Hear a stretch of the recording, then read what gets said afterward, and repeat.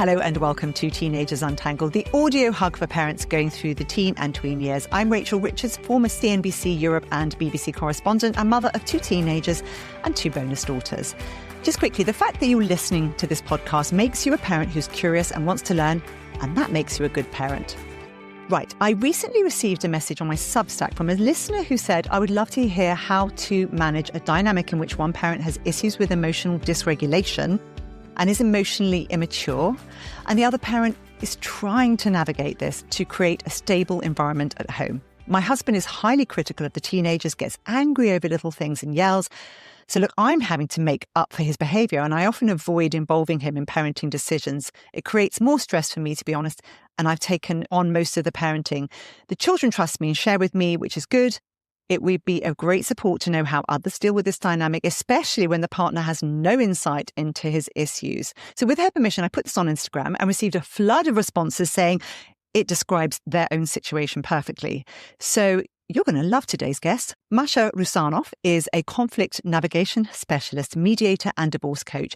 She's also the author of an excellent new book that's coming out in May, I believe, called Repatterned: How to Transform Your Conflict Defaults and Reclaim Your Life. Now, in today's episode, we're going to discuss a framework we can all use to help ourselves navigate difficult situations, whether at work, with friends or loved ones, how to apply the framework and create boundaries in hostile reactive co-parenting situations, protecting your children, and also what success looks like when repair isn't actually possible. Masha, thank you so much for joining us. Thank you. It's a pleasure to be here. Now, you say we don't choose our conflicts. We repeat them until we change the pattern. I'd love to begin with what made you write Repatterned. Was there a particular moment when you realised that this was the work you most wanted to put into the world? Yes, there was a moment. It was actually a dream that came to me. And I believe that dreams happen for a reason and they carry helpful messages.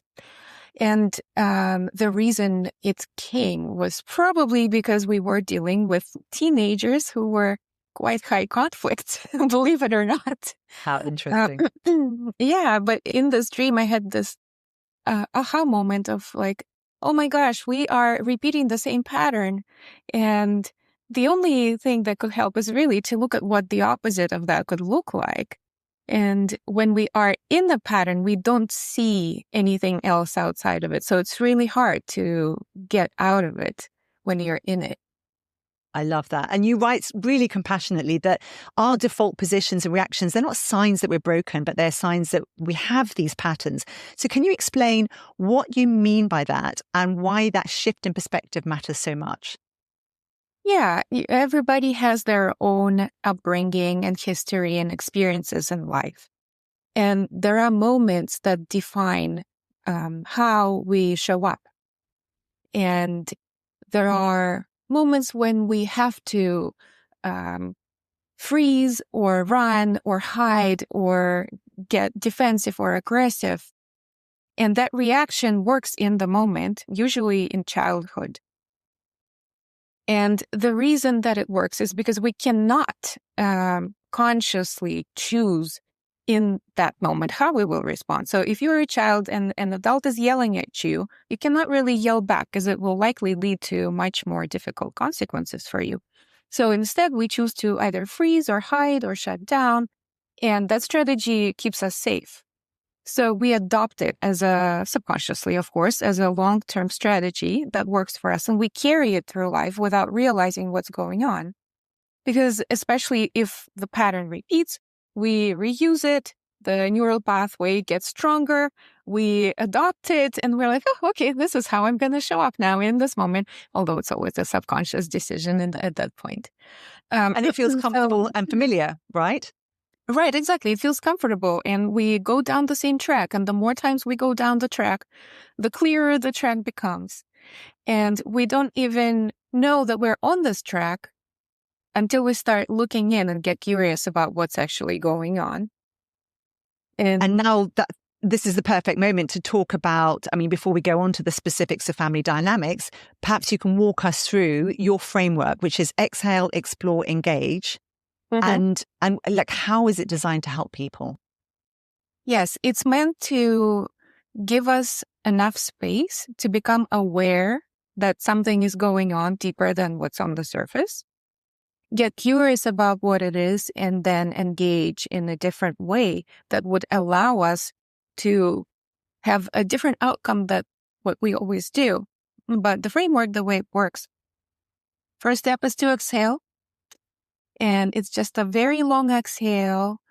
You can do it anywhere, even if you're in a work meeting and you're starting to get activated or feel triggered. If the discussion gets heated, you can always exhale. That's something that's available to you at any moment.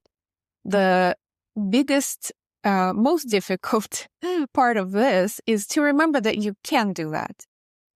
So if you can, you take this long exhale, maybe 1, maybe 2, maybe 10, however many you need to just create the space for yourself to pause.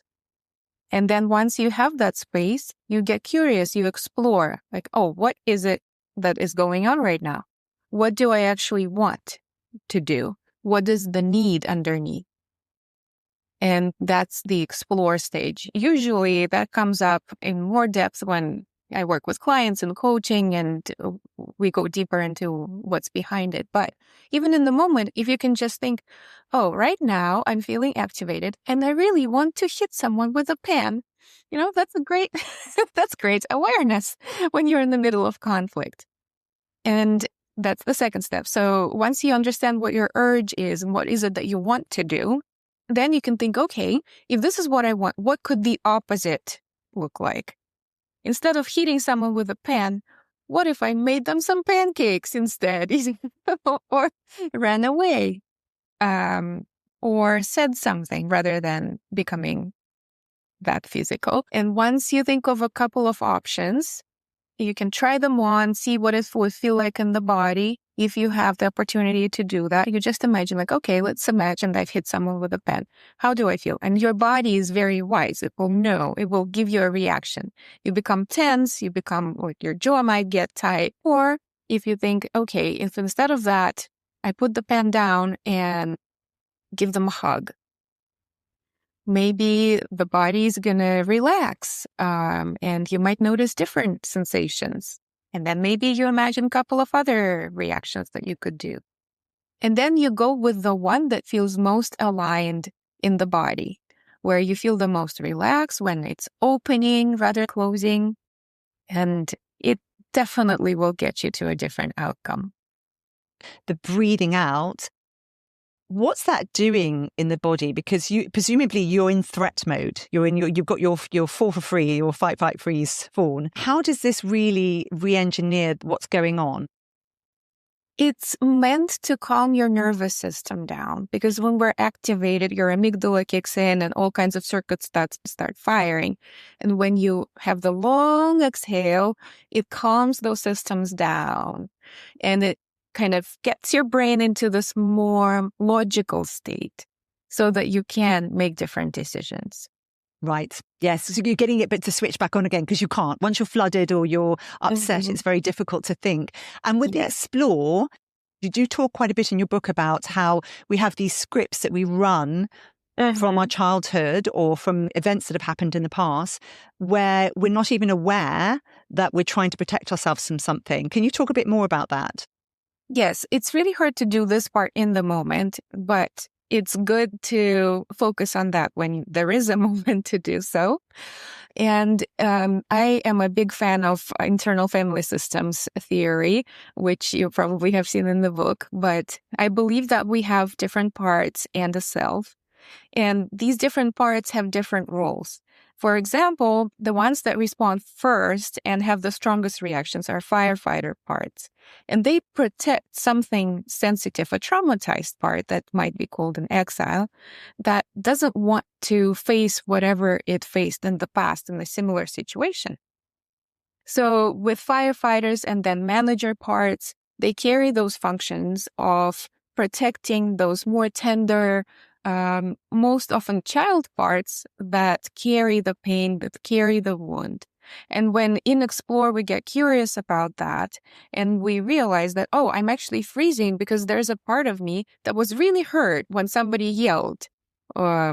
that's when we create the awareness that's necessary to them to be able to change the pattern altogether. And we can't simply, when we've become aware of the pattern, that's a very important stage, isn't it? And you're saying you can choose a response, and you were just saying to sort of try and think through what could be a possible different response rather than the old script, and then go through a range of them and then pick the thing that feels best for us. Is that right? Mm-hmm. Okay, great. So once people understand this framework, the real question becomes, what does it look like in real relationships when we're really activated? And for many of that's family. And as you say, family conflict is rarely just about what's happening. Well, we get upset about something, but often it's about something else. It's the meaning behind it. So what are some of the classic family roles you see people slipping into when conflict starts? It's often somebody attacks, somebody defends. These roles, unfortunately, I see very often in divorcing couples where one is the aggressor and one is the victim.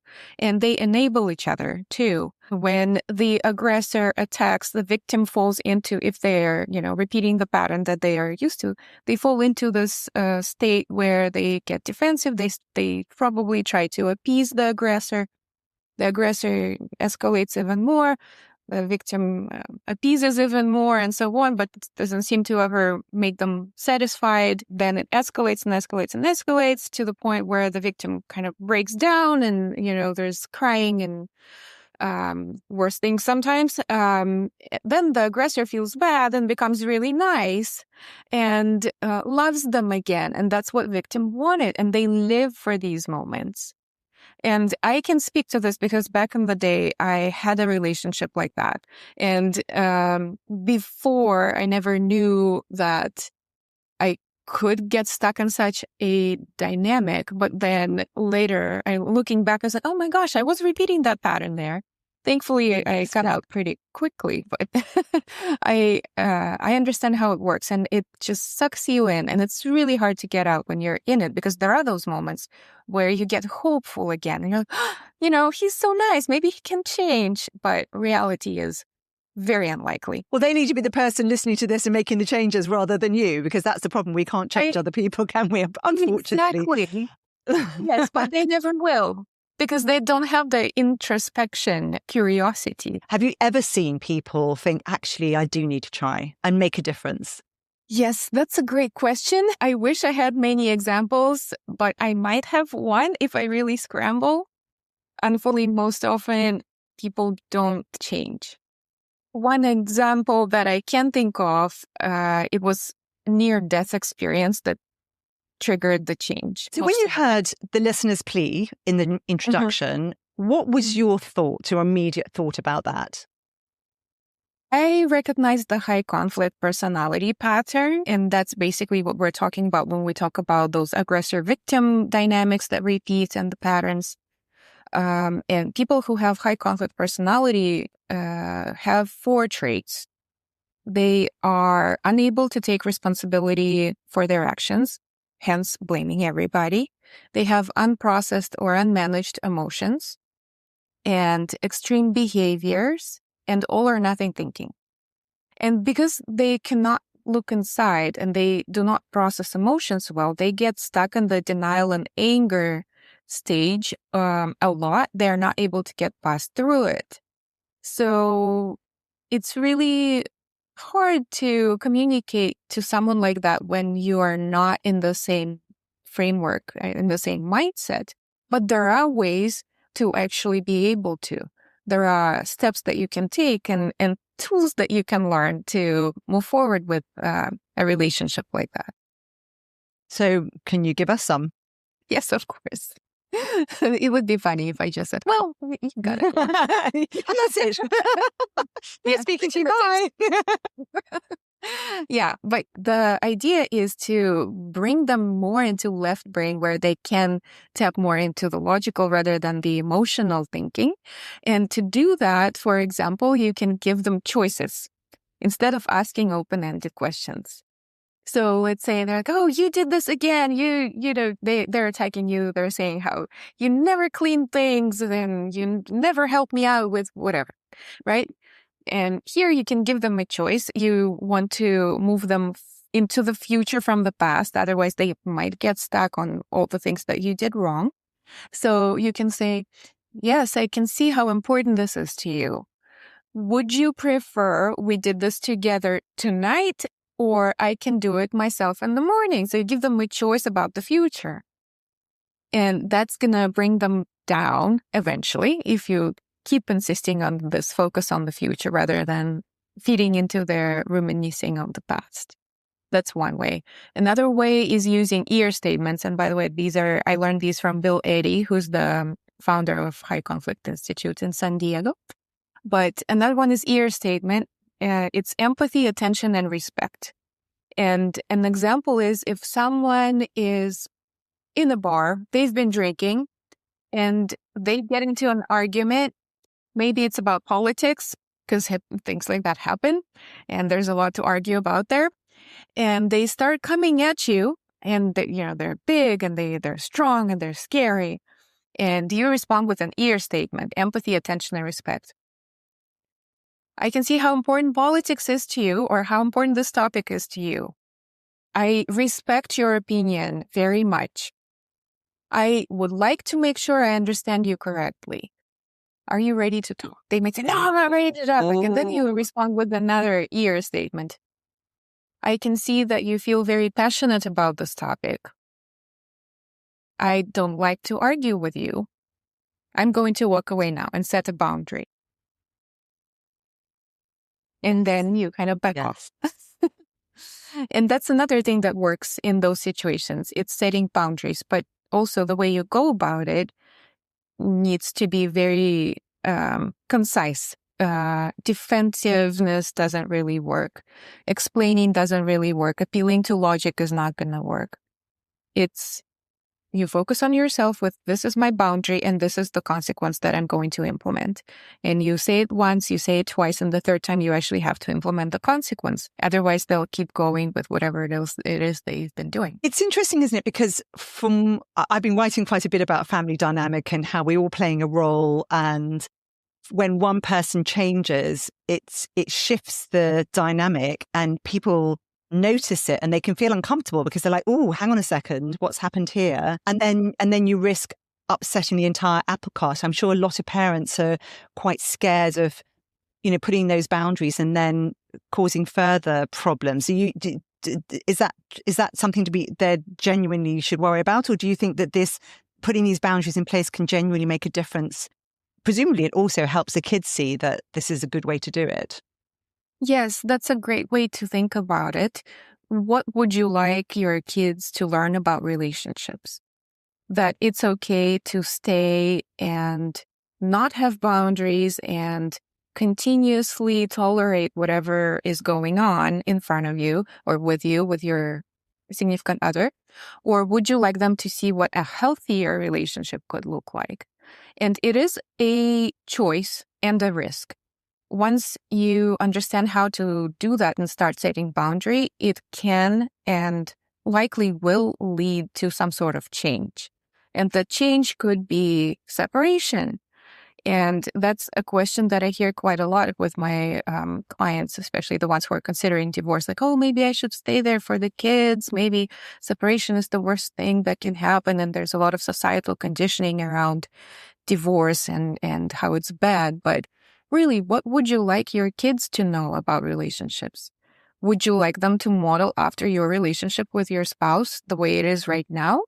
Or would you like to give them a chance to see something different? I think there are a lot of people for whom that isn't really an option, perhaps right now.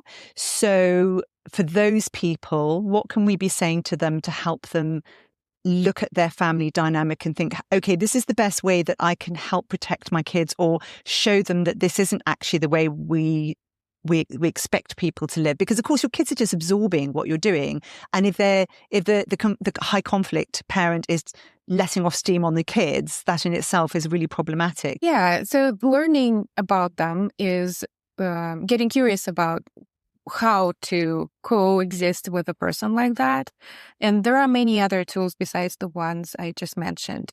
I think learning the way their brain is organized and the way they work allows us to be able to communicate them in more effective ways. For example, using shorter communication rather than longer. There are things like brief messages where it's brief, informative, friendly, and firm, instead of going into lengthy explanations about something. And just learning the tools and knowing their traits, knowing that they tend to reminisce in the past and we can bring them out of it by focusing on the future, knowing about giving them choices and options, knowing about how to actually support ourselves. How do we manage our emotions and self-regulate when we are triggered? Knowing when to walk away, where your hard boundaries are. Like you mentioned, for example, if they get abusive towards the children, that's a hard boundary. That's not something I would say anyone should continue being a part of. And there are ways to stop that, calling law enforcement in or 911 or, whatever it is that you can call. What if it's not, physical abuse? It's just that they discipline them harshly, without really thinking through the consequences or the way that that child's going to receive that. And then the parent just ends up in a situation where they're just having to manage a complex situation. It's exhausting, isn't it? Yeah. Yeah, it's hard. I think the key to surviving in this situation is really to getting to work on yourself and your own patterns so that you stop enabling what's going on around you.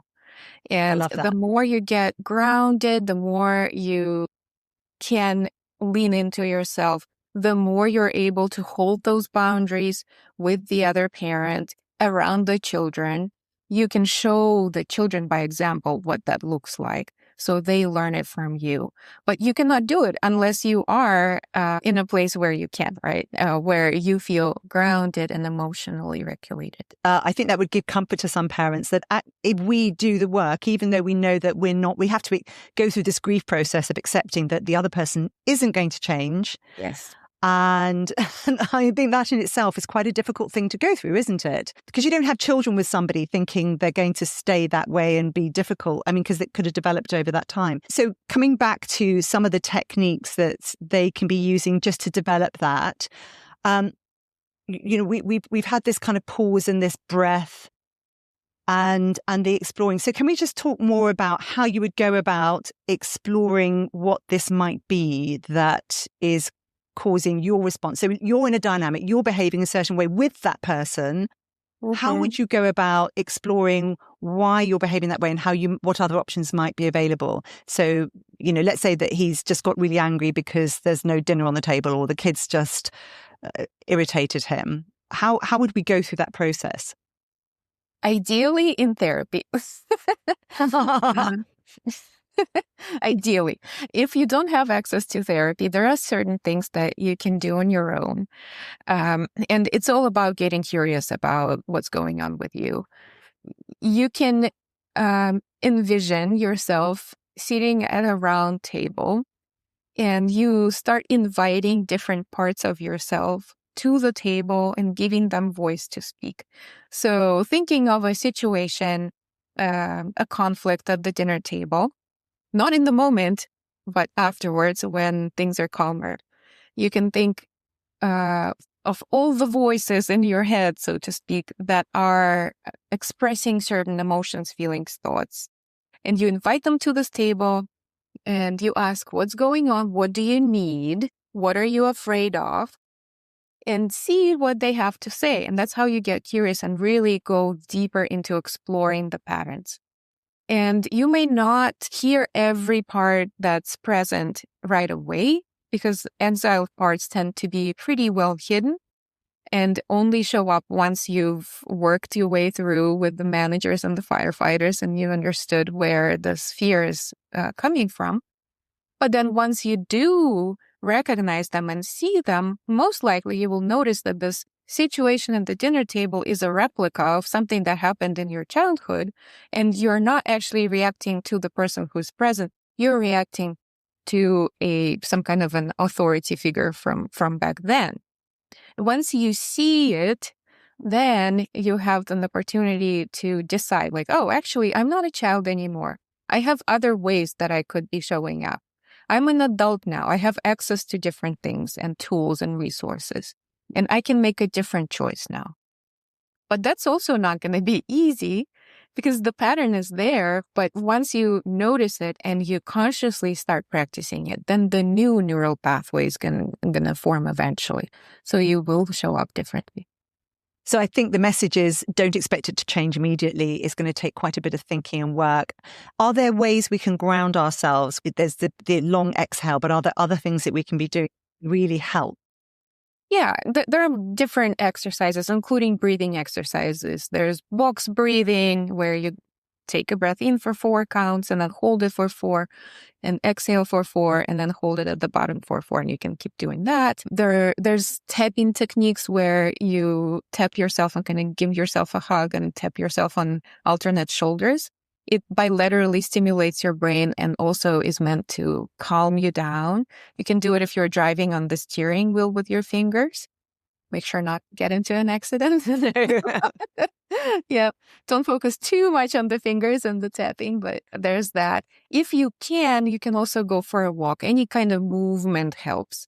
Movement loosens the body. And of course, our mind and body are connected. And in those traumatic moments, some muscles stiffen and we carry that. So there's somatic experiencing where you unravel the trauma through body, through the movement, noticing the sensations and so on. But in the moment, yes, I would say breathing is the most accessible. Taking walks or making movements, exhaling and maybe shaking. Shaking is great. Although again, it would be a little strange if you did it in a boardroom in a meeting. Yeah. Those are my favorites. And let's say I'm a parent and I've got this very difficult partner. I'm not in a position where I can leave them yet. I had met parents, I know people who've been in this situation, had to go through quite a while before they could leave them. What can we be saying to our kids while that's happening? Do we acknowledge and say, yes, I realize this is very difficult and this is unacceptable, and talk about it? Yes, it's a very fine balance because on one hand, I'm all for being honest with our kids and discussing things with them.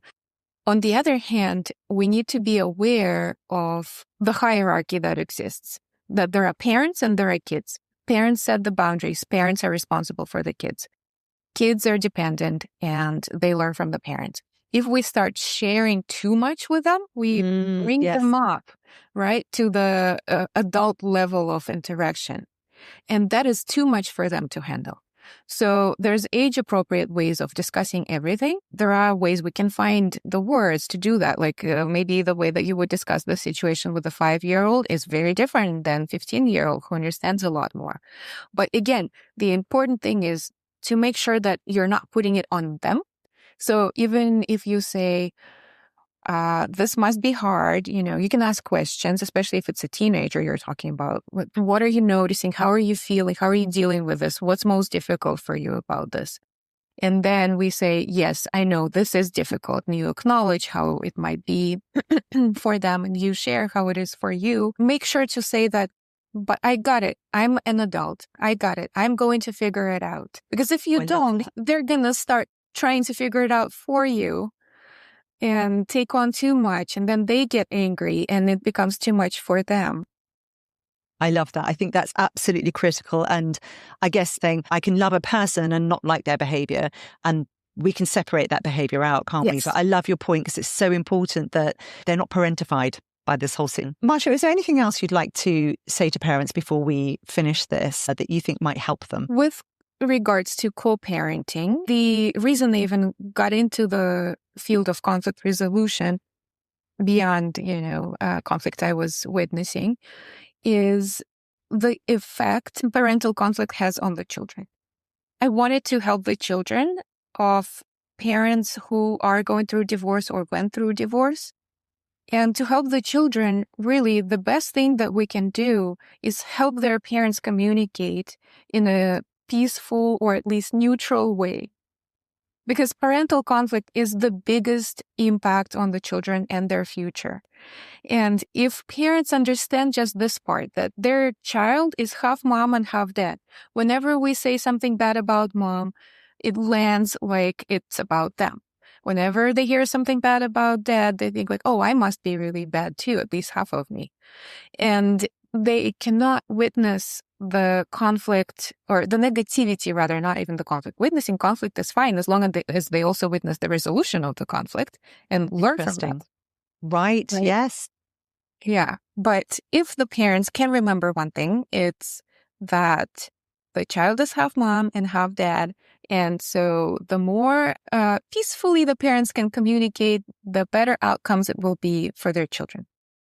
Oh, I love that. So perfect. And just one last thing, you mentioned that you had sort of been in a situation with high conflict with teenagers. Obviously, there are going to be some parents who've got teenagers where it just feels like there's quite a lot of high conflict there. Are there any tips that you can give finally for them about how to manage it? Yes. And it's funny because teenagers, when they go through hormones and their growth stages and their separation and all that, they actually exhibit quite a few of those high conflict traits we've been talking about earlier. So the tools that work with high conflict personality actually work quite well with teenagers. The EAR statements, empathy, attention, and respect, the BIF messages, brief, informative, friendly, and firm, giving them options and choices. Yeah, all those things work great with teenagers. I love that. Brilliant. Well, we've got some great tips there. I hope that's answered our listener's question in a way that is helpful, and she has some tools to move forward. Masha, if people want to get hold of you, I'm going to put the link in the podcast notes. Is there anything you'd like to let people know for a best way to contact you? I'm on Instagram at Masha Rusanov. I have a website, which has all my social media accounts there as well, masharusanov.com. My book has a website. It's repatternbook.com, and it's coming out in May. But those are the best channels for me. Yeah. And I will say, I've read the whole book. I will say what I really loved about it was you had these sections which would just say, think about this. What about this? So it gives you time to just stop and reflect and think about the patterns, because a lot of this is unwinding stuff that's taken a long time to build. So it doesn't just happen instantly. And I love that about your books. If you want to get in contact with me, I'm at teenagersuntangled@gmail.com. Send over your questions. I love to hear from you because you're all on the lookout for things, and then it helps the rest of the community. My website's www.teenagersuntangled.com. I'm on all the socials, and I have a Substack, which I love, and it's teenagersuntangled.substack.com. Marsha's on Substack too, aren't you? That's it from me. Bye-bye for now. Big hug.